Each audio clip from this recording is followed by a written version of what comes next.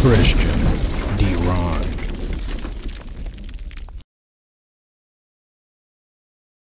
So new controversy tonight concerning one of the top organizers behind the Women's March movement, which was supposed to represent a wide cross-section of women in this country. Linda Sarsour criticizes the Trump presidency while supporting Sharia law. Her views promoted by the official Women's March Twitter account, and she was one of the organizers. They say they will always have her back. But now some are questioning if she's the right messenger for women of this country. Sarsour has lashed out at other prominent women who are in favor of reforming some of the tenets of Islam. Sarsour's 2011 tweet, which has now resurfaced, went after these two very prominent women who have spoken out against Sharia law and in this vicious way. Read this for yourself at home. As she berates them and says that she wishes she could whip them and take away their body parts, it is vile, to say the least. Joining me now is the person who that was directed at, Ayaan Hirsi Ali, well-known author and activist and research fellow at the Hoover Institution and the founder of the AHA Foundation. Ayaan, welcome. Very good to have you with us tonight. Martha, thank you very much for having me. What is your reaction when you look at, I know you've read the text of that and everybody at home just read it as well. What's your reaction? My reaction is that Ms. Sarsour is hostile to me, not because she knows me, but because she's a fake feminist. Ms. Sarsour is not interested in universal human rights. She's a defender of Sharia law. And the principle of Sharia law, there's no principle that demeans, degrades, and dehumanizes women more than the principle of Sharia law. And Linda Sarsour is a defender of that. She hates me, she hates Brigitte Gabriel because of that. And I want to ask Linda Sarsour and the women who put their trust in her, why did she not organize a march for Asia Bibi? That's the woman in Pakistan who's on death row. She is condemned because allegedly she did something that caused her to blaspheme. Or Miriam Ibrahim in Sudan, who was imprisoned. The 270 plus women that were kidnapped in Boko Haram, the Yazidi women who were subjected to slavery by ISIS. This is the times we live in, and these fake feminists who say they speak for Muslim women, they have never said anything about this. Linda Sarsour is not a defender of universal human rights. She's a defender of Sharia law.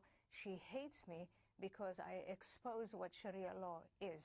What Sharia law is what the Islamic State of Iraq and Syria is doing. I mean, you have been a victim of genital mutilation, which is something that you speak out about quite a bit. It must be shocking to you to watch all of these women gather, in Washington under this woman's, leadership. What is your message to those women? Well, I have friends there who marched, and when they spoke to me, I would say to them, listen, guys, we have threats, real threats against women, a real war on women. Our genitals are being cut. 140 million women have been subjected to genital mutilation. Child brides. We have women in China, for instance, the technology of looking at what is in your womb. I have a baby, and I had, 20 weeks, I could tell whether that was a boy or a girl. That technology is being used to remove girls. We are not marching against this kind of thing. We're not marching against mass rape in Europe.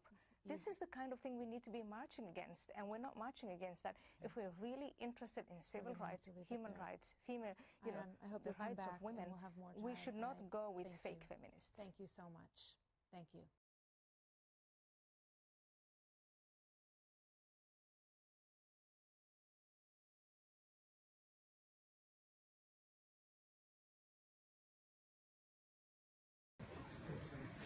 Hi. So this question is really important to me because I believe that women's rights are human rights. So I really want to know under what circumstances it's acceptable to say that I wish I could take their vaginas away they don't deserve to be women. And just to give that context, that's one of your tweets off your Twitter.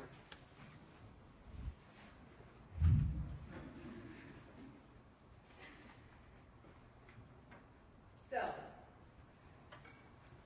let's give some context here because, you know, we have, this is an event organized by an Asian American, right? Let's get some context to this, what's going on here. Celebrating a community, right? Talking about communities of color who are being directly impacted at this moment. And I have a young white man in the back who is not directly impacted by any of the issues that I mentioned. Who thinks this is about him. So let's clarify. A copy and paste that he got from a right-wing blog. He doesn't even know if it actually came to my Twitter account because he has a screenshot of it. He never actually went to my Twitter account to see if it's actually there, right? That never happened. But let me just say this to you. You're college students. I was in my 20s, and when was that? 2011? People say stupid shit sometimes, right? I will be judged by my impeccable track record for standing for black lives and immigrant rights and women's rights and LGBT crises. You judge me by that record and not by some tweet that you think I did or did not tweet 10 years ago or 7 years ago, whatever it was. So that's my answer to your question. Next.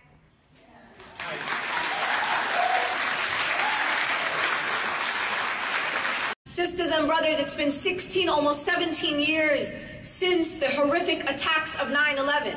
And we still, as a community, find ourselves unprepared in so many moments. Why, sisters and brothers? Why are we so unprepared? Why are we so afraid of this administration and the potential chaos that they will ensue on our community? And we already saw their potential when they come out every few weeks. Muslim ban 1, Muslim ban 2, Muslim ban 3. They are relentless, they are persistent and consistent, and want to see how much we as a community can endure, and want to see who our friends are and how hard we're going to fight back against this administration.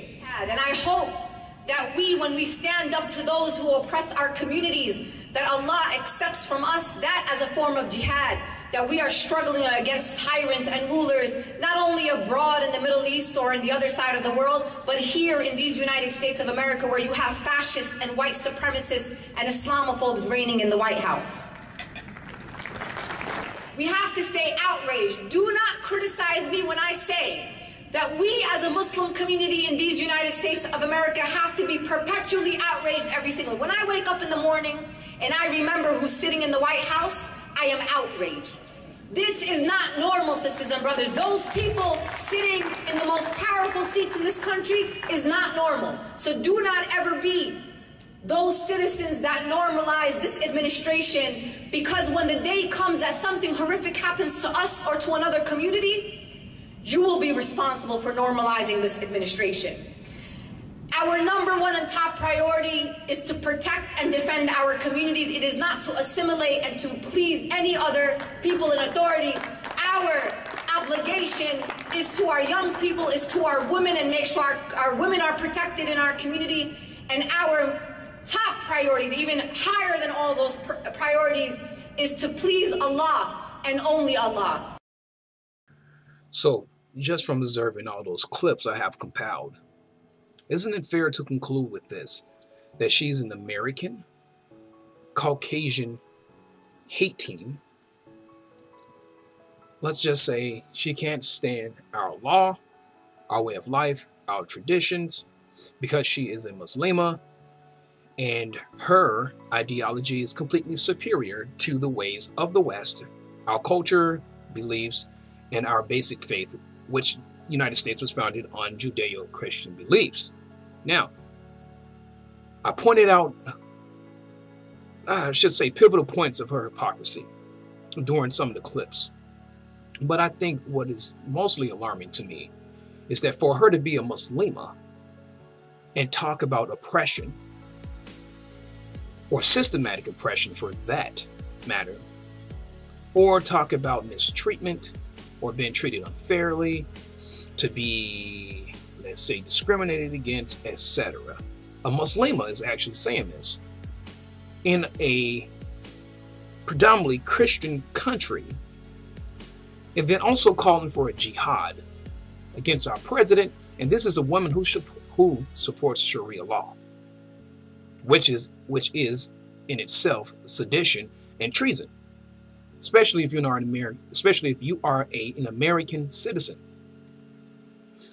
So let's point out a lot of the hypocrisy with her that wasn't so clear. Let me just say this. Christianity was started in the Middle East. Now, there are less than 4% in the entire Middle East that are Christian. How did it come to this? Well, maybe because of laws like the blasphemy law, when you are in predominantly Muslim countries, that if you say anything against the Quran or even Muhammad, you will be arrested. How about in Mecca? Christians cannot go to Mecca. Non-Muslims cannot go to Mecca.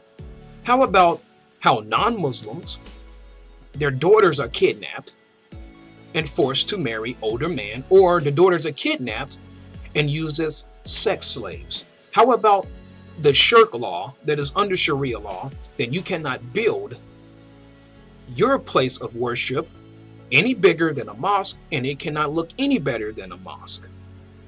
How about even the law that because you are a non-Muslim, that your religion is considered a violation against Islam? How about those kind of laws under Sharia law, which she's a huge advocate for? Then she talked about that she's a feminist and she's for women's rights. Really? So, in predominantly Muslim countries, even in the hadiths and the Quran, the woman is a second-class citizen. She is a commodity, and she does not have any rights.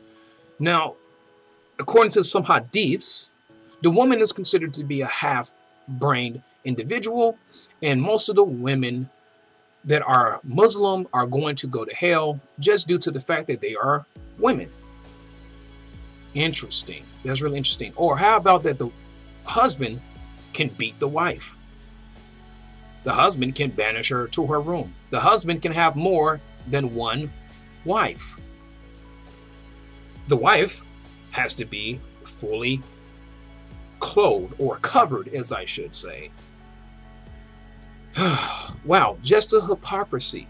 While non-Muslims are being slaughtered by Muslims every day in Muslim countries, they are being falsely accused and they are being jailed. Their daughters are being kidnapped. They are being beat. They are being hung. They are being maimed.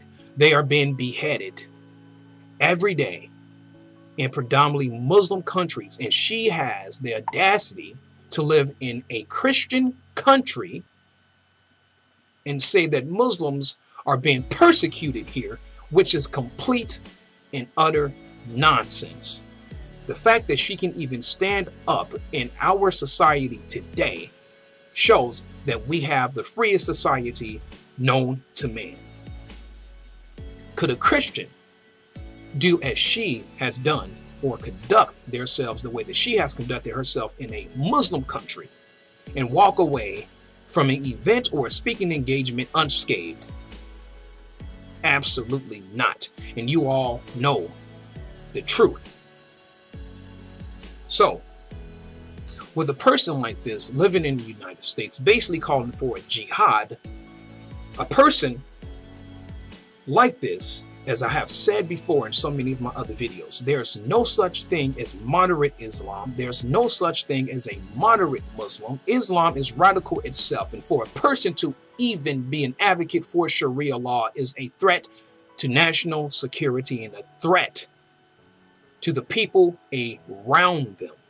This is radical, period. The ideology is radical, period. There's no moderate form of Islam, because there's only one interpretation of Islam, and I wish people would get off of the PC bandwagon BS. There's no such thing as Islamophobia, because it is a true and healthy, legitimate concern not to want to be killed or beheaded or to have your daughter raped. Linda didn't even allude to the point or even expound on the fact that there are Caucasian women in Europe who are raped each and every day, and who are slaughtered each and every day just because they are non-Muslim women by Muslims. Wow. How come Linda doesn't talk about that? You know, you guys, I know this seems to be just getting old, but here's the thing, and I'm going to close with this. I like when people like Linda and other Muslims speak boldly and they say the nasty, you know, heinous things that they actually say. Because I love it when they do these kind of things. Because they're showing the true face of Islam and what Islam really makes you.